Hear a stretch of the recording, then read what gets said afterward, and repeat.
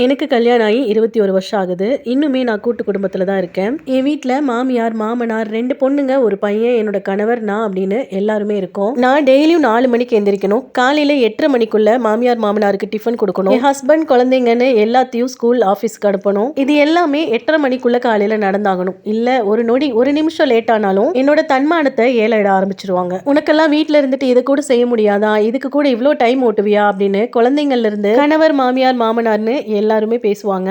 அவங்க பேசுற வார்த்தைகள் எல்லாம் கேட்கும்போது அவ்வளோ வலிக்கும். ஆனாலும் சூடு சொரணை இல்லாத ஒருத்தியா அந்த வீட்டுல நான் வாழ்ந்துட்டு இருக்கேன். 2 பொண்ணுங்க பிறந்துருச்சு, 3வதா ஒரு பையன் வேணும் அப்படின்னு பெரியவங்களோட ஆசை, என்னோட கணவர் ஆசையும் கூட. குழந்தை பிறக்கிறதுக்கு முன்னாடி வரைக்கும் என் உடம்பு நல்லா தான் இருந்துச்சு. அந்த 3வது குழந்தை பிறந்ததுக்கு அப்புறமா உடம்புல பல பிரச்சனைகள் வந்துருச்சு. நல்லாவே வெயிட் போட்டுட்டேன். அதுக்கு என் வீட்டுல குழந்தைங்கள்ல இருந்து, என் ஹஸ்பண்ட்ல இருந்து, என் மாமியார், மாமனார் வரைக்கும் நல்லா சாப்பிட்டு சாப்பிட்டு கொழுத்து போயிருக்க, இந்த வேலை கூட உன்னால செய்ய முடியாதா அப்படின்னு கேட்பாங்க. வீட்டுல சும்மா தானே இருக்கேன், சும்மா தானே இருக்கேன்னு எல்லாருமே கேட்பாங்க. அப்ப எல்லாம் என் மனசு வலிக்கும். காலையில 4 மணிக்கு எந்திரிச்சா நைட்டு 12 மணி வரைக்கும் எனக்கு சரியா இருக்கும். எல்லா வேலைகளும் நான் தான் ஒத்த ஆளா பார்க்கணும். இதுல அவங்களுக்கெல்லாம் லீவ் அப்படின்னா சொல்லவே வேண்டாம். பயங்கரமா வேலை இருக்கும். படுத்த படுக்கையை கூட யாரும் எடுத்து வைக்க மாட்டாங்க. என்னோட வேலையில ஒண்ணு கூட குறைய கூடாது. எல்லாத்தையும் நான் ஃபுல்ஃபில் ஆக்கிடணும். நான் செய்யற வேலையில ஒண்ணு குறைஞ்சா கூட அவங்களோட வார்த்தைகள் எல்லாம் ஈட்டி மாதிரி வந்து பாயும். அப்பெல்லாம் என் மனசு ரொம்ப வலிக்கும். நம்மளும் ரெஸ்ட் எடுக்கிறதுக்கு எல்லாரும் மாதிரியும் அம்மா வீட்டுக்கு போகலான்னு தோணும். ஆனா எனக்கு தான் அம்மா அப்பான்னு சொந்தம்னு யாருமே இல்லையே. நான் ஒரு அனாதையாச்சே. போறக்கு போக்கடை இல்லாத ஒருத்தியா இருக்கிறதுனாலயோ என்னமோ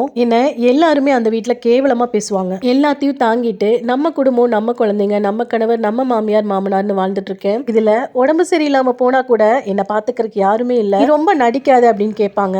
இதுல சில வேலைகளை சில விதமா தான் செய்யணும். என் மாமியார், மாமனாரோட துணி எல்லாம் கையில தான் அலசணும். வாஷிங் மிஷின்ல போட்டுறக்கூடாது. மாமியார் கால்வலின்னு எண்ணெய் எல்லாம் தேய்ப்பாங்க. அதை துவைக்கிறது பெரும்பாடா இருக்கும். ஆனாலும் வாஷிங் மிஷின்ல போட்டுறக்கூடாது. பெரிய குடும்பம் அப்படின்னு ரொம்ப நிறைய தான் வாங்கிட்டு வருவாங்க. எல்லாத்தையும் கிளீன் பண்ணி சமைக்கணும். ஒருத்தருக்கு ஒரு விதமா சமைச்சு கொடுக்கணும். அதுல ஒண்ணு குறைச்சலா இருந்தாலும் கேவலமான வார்த்தைகளால வசப்படுவாங்க. எல்லா வலியும் வேதனைகளும் தாண்டி நான் இந்த வாழ்க்கையை வாழ்ந்துட்டு இருக்கேன். எனக்கும் என்னைக்காவது ஒரு நாள் என் வீட்டு ஆளுங்க என்ன புரிஞ்சுப்பாங்க, சப்போர்ட் பண்ணுவாங்க அப்படிங்கிற நம்பிக்கையில. அதிகபட்சமா என் வீட்டு ஆளுகிட்ட நான் எதுவுமே கேட்கல. சாப்பிட்டியா, கொஞ்ச நேரம் உட்காரு, அதிகமா வேலை பார்க்காத, நாள் பூரா எங்களுக்காக கஷ்டப்படுற அப்படிங்கிற ஒரே ஒரு வார்த்தைக்காக தான் ஏங்கிட்டு இருக்கேன். இப்படி ஒரு வார்த்தை சொன்னாலே போதும், இன்னும் அதிகமா நான் ஓடிக்கிட்டே இருப்பேன். ஆனா அதெல்லாம் யாருமே சொல்ல மாட்டாங்க. என்ன ப்ராப்பரா நம்ம செஞ்சு கொடுத்தாலும் ஏன் இதை இப்படி செஞ்ச, அதை அப்படி செய்யல அப்படின்னு தான் கேட்பாங்க. காலையில பல நேரம் சாப்பிடவே மாட்டேன். மதிய சாப்பாடு 4 மணி, ராத்திரி சாப்பாடு 12 மணி. நான் சாப்பிட்டேனா இல்லையா யாருமே கேட்டுக்கவும் மாட்டாங்க, கண்டுக்கவும் மாட்டாங்க. அக்கம் பக்கம்னு யார்ட்டையும் நான் பேசினது கூட இல்ல.